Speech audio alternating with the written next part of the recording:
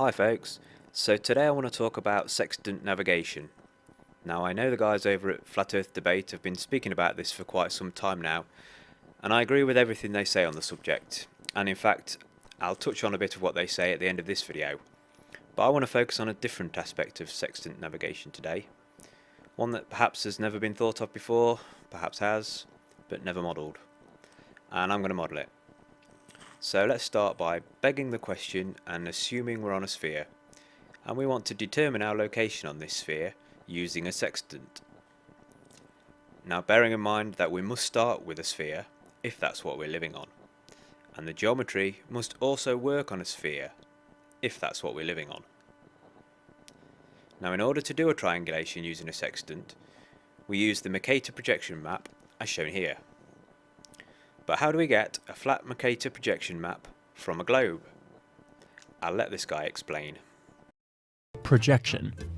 Popular rectangular maps use a cylindrical projection. Imagine putting a theoretical cylinder over the globe and projecting each of the points of the sphere onto the cylinder surface.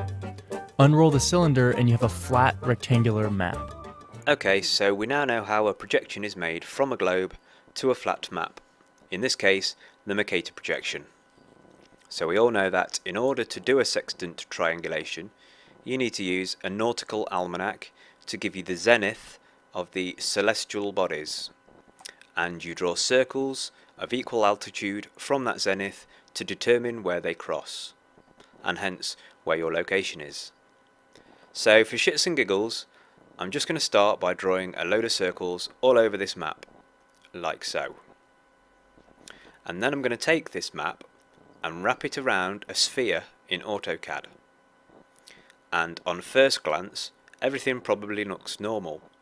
These circles look okay, this circle looks okay, but this one, you'll see it starting to go egg-shaped. And if we go down and look at this one, which reaches to the South Pole, this one gets pointed. So the circles are okay around the equator areas, although they won't be a perfect circle. And the further north or south they get, the more egg-shaped or even teardrop-shaped they become.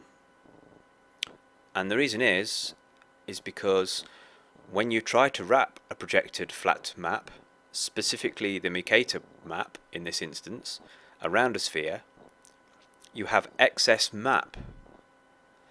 The paper that the map is printed on will not physically wrap around a sphere.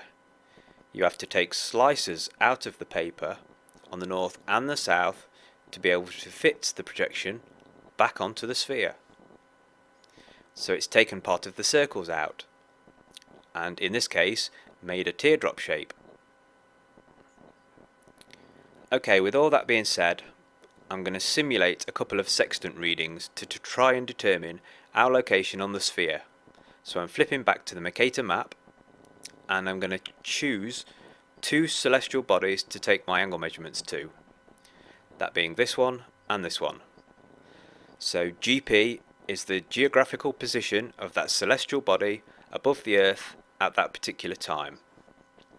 So this one, reading from the nautical almanac, tells me that the radius of the circle I need to draw is 2,000 miles.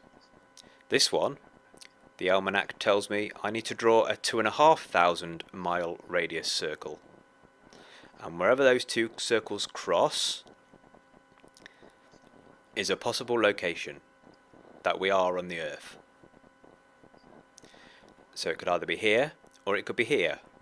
If we wanted to determine exactly which one of those it was, we would draw a third, hence triangulation. And the circle would either cross this one or it will cross this one. But we're just going to do two on this occasion. And we're going to say that we know where we are, we know we're not on this one, we know we're on this one because we started out in Greenland, let's say, and now we're halfway between Greenland and Iceland. All fine and dandy, we've located our position. But what happens if we want to put this back onto the globe? After all, it absolutely must work on a globe, if that's what we live on. So here I have again wrapped the Mercator projection with the circles of equal altitude back around the globe. So we're reverse engineering it here. And as expected, we've got some teardrop shapes going on. So I've gone ahead and drawn the celestial objects in AutoCAD. They're obviously not to scale, they're just to give us some angles to work with. So you've got one here right above this GP point, and then one here right above this GP point.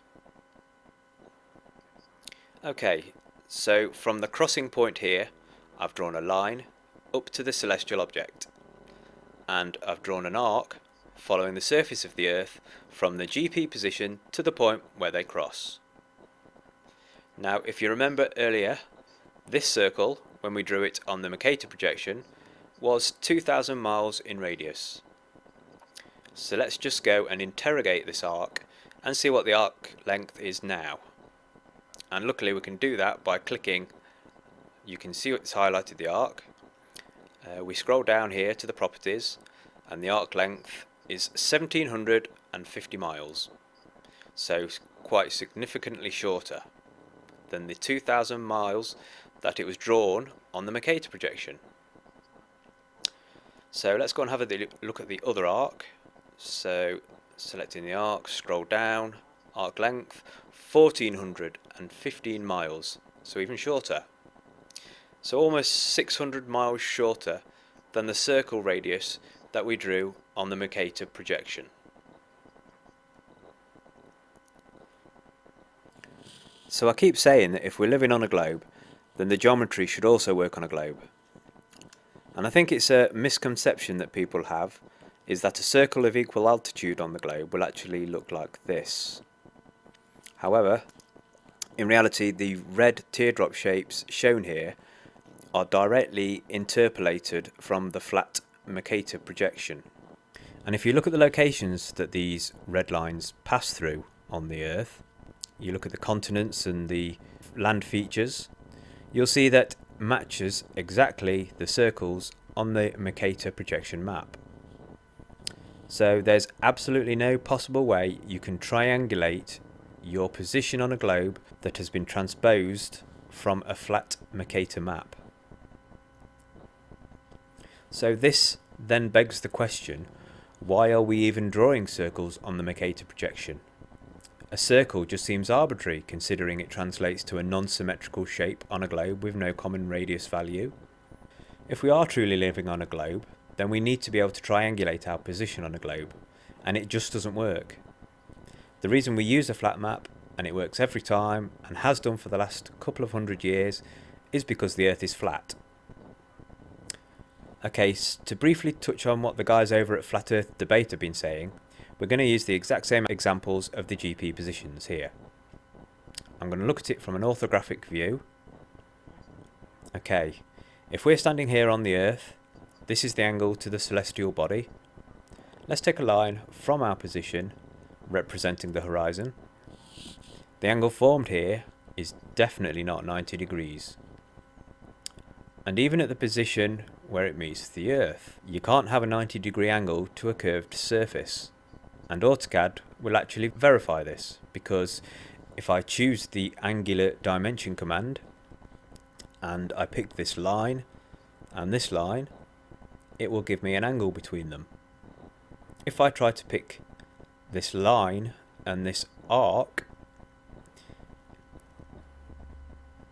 it says here, object selected is not a line.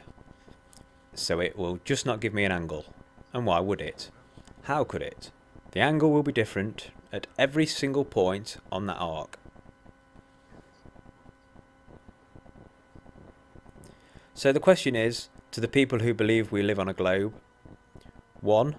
Where are you getting your 90 degrees? 2.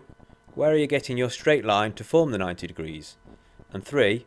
Where are you getting your circle of equal altitude? Because from what I'm seeing, none of them are available to us using a sphere. Thanks for watching, folks.